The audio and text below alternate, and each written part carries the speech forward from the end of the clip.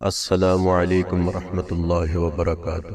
تو دوستو، جس طرح اللہ تعالیٰ نے ظاہری اعمال میں سے کچھ اعمال فرض اور واجب قرار دیے ہیں، اسی طرح باطنی اعمال میں سے بھی کچھ اعمال واجب اور فرض ہیں، اور کچھ گناہ ایسے ہیں باطنی کہ ان سے بچنا اور ان سے حفاظت، اپنے آپ کو بچانا، یہ بھی ضروری ہے، اور ان میں ملوث ہونا یہ گناہ اور حرام ہے دوستو۔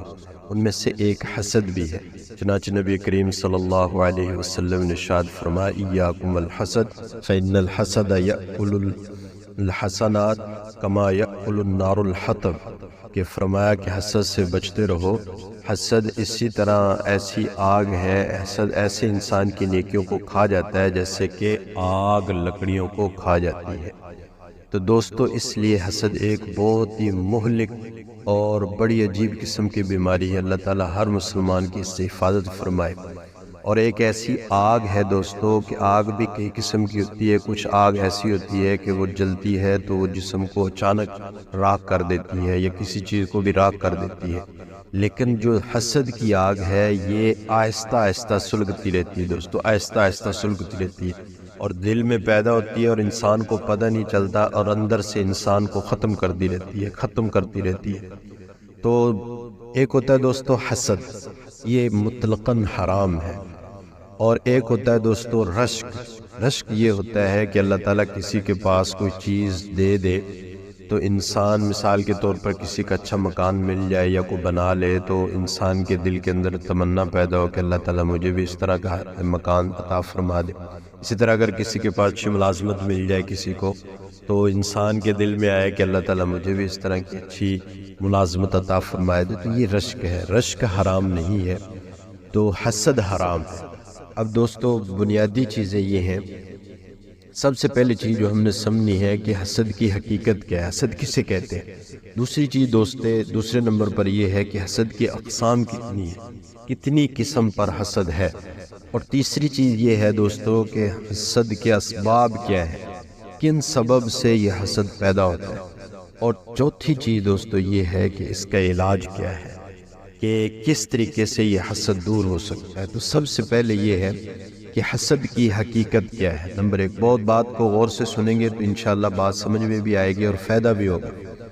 تو حسد کیا چیز ہے، کسے حسد کہتے ہیں؟ حسد دوستو یہ ہے کہ اللہ تعالیٰ نے کسی کو کوئی نعمت دے دے، مال دے دے، دنیاوی دے دے، دینی دے، کسی کو کوئی نعمت دے دے دنیاوی یا دینی، ٹھیک ہے، اور مال دے دے، شہرت دے دے، عزت دے دے، کوئی اچھا گھر دے دے، اچھے قسم کا مال عطا فرما دیا، دین کے اعتبار سے اللہ تعالیٰ کسی کو قبول فرما لے، تہجد کی توفیق دے دے، اسی طرح نماز پڑھنے کی توفیق دے دے، قرآن کی توفیق دے دے، ذکر کرنے کی توفیق دے دے، تو اب اس سے یہ یعنی حسد کرنا یہ ہے کہ یہ نعمت اس کو کیوں ملی ہوئی ہے، یہ نعمت اس کو کیوں ملی ہوئی ہے، تو اس پر جلنا اور اپنے دل میں فتور پیدا کرنا، یہ دوستو حسد ہے کہ یہ نعمت اس کے پاس کیوں ہے۔ اور اگر دوستو غور سے دیکھا جائے تو یہ علل اعلان اللہ کے فیصلے پر اعتراض کرنا ہے، اسی وجہ سے حسد حرام ہے کہ انسان دوسرے لفظوں میں اللہ کے کیے ہوئے فیصلے پر اعتراض کر رہا ہوتا ہے، اللہ کی تقدیر پر اعتراض کر رہا ہوتا ہے کہ اللہ تعالیٰ نے یہ چیز اس کو کیوں دی۔ دوستو، اللہ تعالیٰ کی ذات علیم بھی ہے، حکیم بھی ہے، وہ بہتر جانتی ہے کہ یہ چیز میں نے اس کو دینی ہے یا اس کو دینی ہے، وہ حکیم ہے، وہ بہتر حکمت جانتا ہے کہ یہ چیز میں نے اس کو دینی ہے یا اس کو دینی ہے۔ تو یہ ہوتا ہے حسد، کہ کسی کے پاس کوئی نعمت دے کر اس سے جلنا، اڑن محسوس کرنا، اپنے دل میں فتور پیدا کرنا کہ اس کے پاس کیوں ہے۔ اور اسی طرح دوستو، یہ حسد کی تین قسمیں ہیں، حسد کی تین قسمیں ہیں۔ ایک قسم یہ ہے حسد کی کہ ایک یہ ہے کہ یہ جو نعمت اللہ تعالیٰ نے اس کو دی ہے، اس کے ہوتے ہوئے یہ نعمت مجھے بھی مل جائے، اور اگر اس کے ہوتے ہوئے مجھے نہیں ملتی تو پھر اس سے چھن جائے اور مجھے مل جائے۔ ایک قسم یہ ہے۔ دوسری قسم یہ ہے کہ یہ جو نعمت اللہ تعالیٰ نے اس کو دی ہے، یہ نعمت اس سے چھن جائے اور مجھے مل جائے۔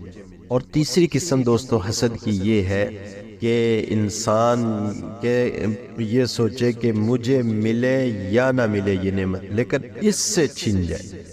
تو دوستو، علماء کرام فرماتے ہیں یہ سب سے گھٹیا ترین، رذیل ترین، ذلیل ترین درجہ حسد کا یہ ہے آخری۔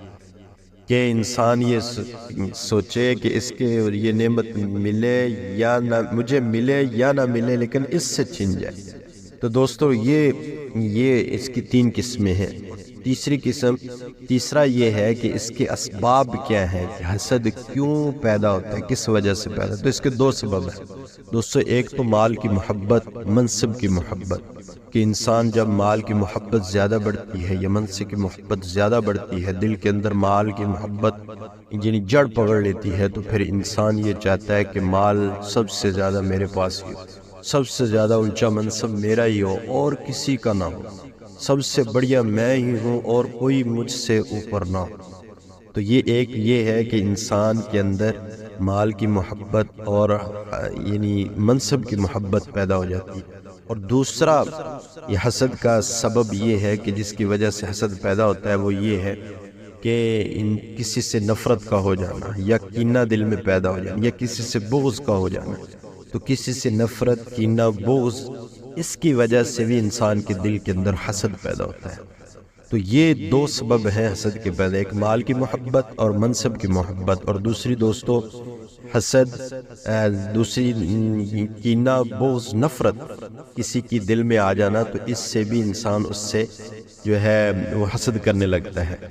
اور چوتھی چیز ہے، چوتھا دوستو اس کا علاج کیا ہے، کہ یہ حسد جاتا کیسے ہے اور کیسے یہ ختم ہوتا ہے۔ تو اس کے دوستو کئی علاج ہیں۔ تو سب سے پہلا علاج یہ ہے کہ انسان ہمیشہ اللہ کی تقسیم پر راضی ہو، جو اللہ تعالیٰ نے دیا دوستو اس پر اللہ کا شکر ادا کرتا رہے۔ اللہ کا شکر دی ہوئی نعمتوں پر کرے گا تو اللہ تعالیٰ نعمتوں کے ڈھیر لگا دے گا، بے شمار جتنی نعمتیں اس سے اللہ ڈبل کر دے گا۔ اور اللہ کی تقسیم پر دوستو راضی رہے کہ جو اللہ نے دیا ہے، جو اس کو نعمت دی ہے تو اس میں اللہ کی کوئی حکمت ہے، اور مجھے نہیں دی تو اس میں بھی اللہ کی کوئی حکمت ہے۔ اللہ کی تقسیم پر، اللہ کے فیصلے پر انسان ہمیشہ راضی رہے، ایک علاج یہ ہے۔ تو دوسرا یہ ہے کہ اپنے اندر جو نفرت یا جو اس نے اپنے اندر یہ چیزیں حسد کی آگ کو جلایا ہے، اس کو دور کرنے کی فکر کرے، ہر وقت اپنے آپ کو سمجھائے، کوسے کہ بھائی تیرے یہ مقدر میں نہیں تھی، اگر تیرے پاس جو نعمت اللہ تعالیٰ نے اس کو دی اگر تجھے دے دیتا تو تو پتہ نہیں کیا کرتا، پتہ نہیں کیا کرتا۔ تو اس لیے دوستو اللہ کی تقسیم پر راضی رہنا۔ اور ایک علاج یہ بھی ہے کہ جس سے تم حسد کر رہے ہو دوستو، اس کے لیے اس کے کمر کے پیچھے دعا کرنا۔ یہ بہت مشکل ہے دوستو، بہت مشکل ہے، لیکن میں کہتا ہوں کہ یہ ایسا علاج ہے کہ جس سے تم حسد کر رہے ہو، اس کی کمر پیچھے، یعنی وہ آپ کے پاس موجود نہیں ہے، لیکن آپ اس کی غیر موجودگی میں اس کے لیے اللہ سے دعا کرو، یا اللہ یہ جو نعمت دی ہے نا، اس کو مزید عطا فرما، اس میں ترقیت عطا فرما، اس کو ڈبل کر دے، اس کو اور دے دے۔ یہ دوستو دل پر چھریاں چلیں گی، لیکن یہ چھریاں جب چلیں گی تو اس سے تمہارے دل کا جو حسد ہے یہ ختم ہو۔ اور اس کے ایک اور بھی فائدہ ہے، آتا ہے حدیث پاک کے اندر کہ جو بندہ کسی کی غیر موجودگی میں کسی کے لیے دعا کرتا ہے، یا اللہ یہ جو فلاں بندہ ہے اس کو تو یہ مال عطا فرما دے، تو اللہ تعالیٰ ایک فرشتہ پیدا فرماتا ہے جو یہ جو دعا اس کے لیے کر رہا ہے، فرشتہ وہی دعا اس کے لیے کرتا ہے، یا اللہ یہ جو بندہ تیرا دعا کر رہا ہے نا تیرے فلاں بندے کے لیے کہ اس کو وہ مال عطا فرما دے، یا اس کو کاروبار عطا فرما دے، یا اس کو ملازمت عطا فرما دے، تو فرشتہ جو ہے اس کے مقابلے میں پھر یہ جو مانگ رہا ہوتا ہے اس کے لیے دعا کرتا ہے، یا اللہ اس کو بھی مال عطا فرما دے، اس کو بھی ملازمت عطا فرما دے، اس کو بھی یہ چیزیں عطا فرما دے۔ تو دوستو ایک ہے انسان کی دعا، ایک ہے فرشتے کی دعا۔ تو انسان کی دعا یہ ہوتا ہے بعض دفعہ قبول ہو نہ ہو، لیکن جو فرشتے کی دعا ہے وہ بہر صورت قبول ہوتی ہے، فرشتے معصوم ہوتے ہیں دوستو۔ تو اس لیے یہ حسد سے بچنا دوستو، یہ ایک بہت مہلک مرض ہے، تو اس لیے بچنا بھی انتہائی ضروری ہے، اور حسد کا دوستو اثر بھی ہوتا ہے۔ باقی یہ ہے کہ حسد جو ہے دوستو کرنے سے انسان کی نیکیاں ختم ہو جاتی ہیں۔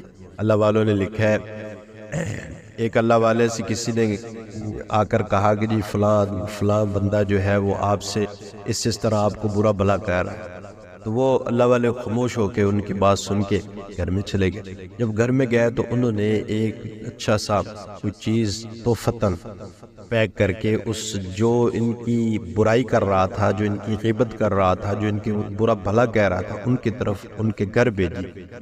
جب اس کے گھر گئی تو کسی نے کہا کہ حضرت وہ آپ کو برا بھلا کہہ رہا ہے اور آپ ان کو تحفہ دے رہے ہیں۔ فرمایا کہ یہ جو میں نے ان کو تحفہ دیا ہے یہ میرا محسن ہے، یہ اس نے تو میرا بھلا کیا۔ فرمایا وہ کیسے؟ عرض کیا کہ وہ کیسے بھلا کیا؟ فرمایا یہ جو مجھے برا بھلا کہہ رہا ہے یا میری غیبت کر رہا ہے، یہ ساری کی اپنی جو نیکیاں وہ میرے کھاتے میں ڈال رہا ہے، اور اپنی ساری کی ساری نیکیاں جو ہے وہ میرے کھاتے میں ڈال رہا ہے۔ تو جب یہ میرے اپنی نیکیاں میرے کھاتے میں ڈال رہا ہے تو یہ میرا محسن ہے اور میں مجھ پر احسان کر رہا ہے، اس لیے میں ان کو تحفتاً یہ انعام دے رہا ہوں۔ تو اس لیے دوستو حسد سے بچیں۔ اللہ تعالیٰ نے اپنے پاک پیغمبر کو قرآن میں حسد سے بچنے کا حکم دیا، اور قرآن میں آتا ہے نا وَمِن شَرِّ حَاسِدٍ اِذَا حَسَد، کہ نبی جی یہ بھی کہ جب وہ حسد کر رہا ہے اس کے شر سے بھی اللہ سے پناہ مانگو۔ تو دوستو حسد سے خود بھی بچیں اور حسد کے شر سے اللہ سے پناہ بھی مانگا کریں۔ اللہ تعالیٰ مجھے آپ کو عمل کرنے کی توفیق عطا فرمائے۔